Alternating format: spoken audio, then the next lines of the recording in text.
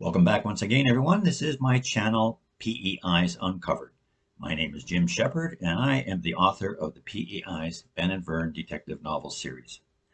Now, recently, we've embarked on a project called Book Hooks. The idea, again, of a book hook is to have your reader read the first 5 or so pages in a novel, and if it's done properly, the hook will be set, and the reader will want to continue, will want to tell his friends and family all about this, and it's a form of promotion that will hopefully lead to success. And before we get started, I want to just mention one thing here because of this novel in particular. I've just finished my 8th novel in the series, and it'll be ready for print very soon.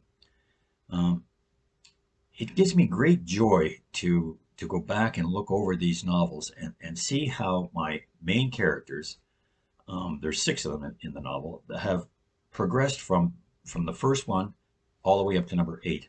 It's amazing to watch. It's like a father watching his children grow. My heart fills when I see how they have progressed. And every once in a while, I introduce a new character. That character may be in for a very short period of time, maybe in for the length of the novel. It doesn't matter. But your characters have to respond to the new one that's in the book.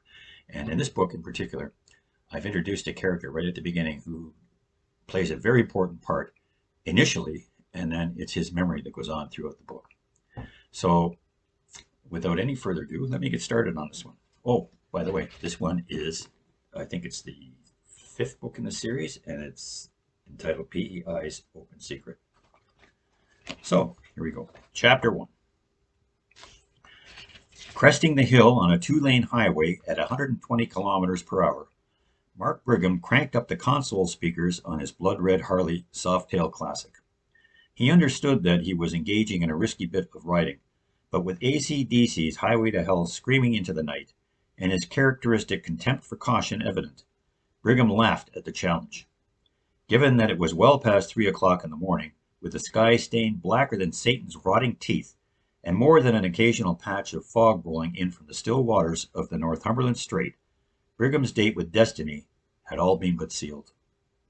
Being a vagabond with no apparent family or friends to impact his nomadic lifestyle, Mark Brigham lived on his bike, a 1200cc chrome and lacquered monster. He slept wherever he felt comfortable, with his Harley always in sight, ready to exact whatever measure of punishment he had at his disposal, should anyone dare to breach its space, that is.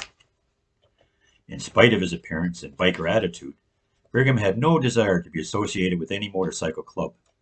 He was too independent to be held accountable for any of his unpredictable decisions, and too carefree to give a shit about brotherhood or turf wars.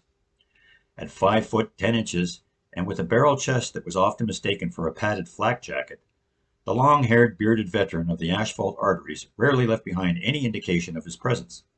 But on the few occasions when he did, they were memorable and gruesome. As the powerful bike reached the top of the hill and began its descent on the other side, Brigham watched the beam from his headlights shift from the tops of the evergreens to the valley ahead of him, the same valley that lay buried deep within a thick gray-white blanket of fog. So dense was the low-lying cloud that nothing appeared visible on the road, or for hundreds of feet on either side. A sensible person would have slowed down considerably, but fueled by a narcissistic belief that he was a demigod on 2 wheels, Brigham felt a familiar surge of adrenaline. He did not know the road, having never traveled it before. The ensuing rush proved to be more than he could resist. Greasy red hair whipped in the wind from the back of Brigham's black skull-cap helmet as he bore down on the fog patch. For all he knew, there could have been a brick wall barricading the road deep within the vaporous mist. Brigham laughed out loud, a sound that only a madman could make.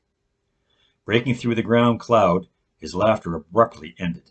The daredevil rider realized far too late that his run of good luck had come to an end. A faint red glow flashed up ahead.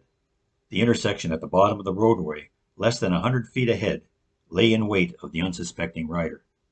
Brigham would not have seen it at all had it not been for the oversized stop sign, its intermittent warning light struggling desperately to penetrate the pea soup-like envelope encasing the valley.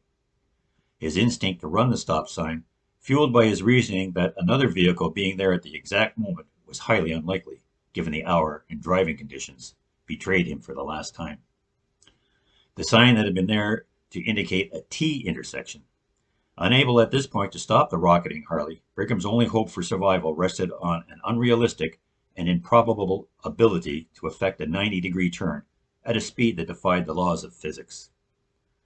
The last words that passed through Mark Brigham's lips that day were, "Ah, oh, shit." So what do you think? Has the hook been set? I think so. Have a good day.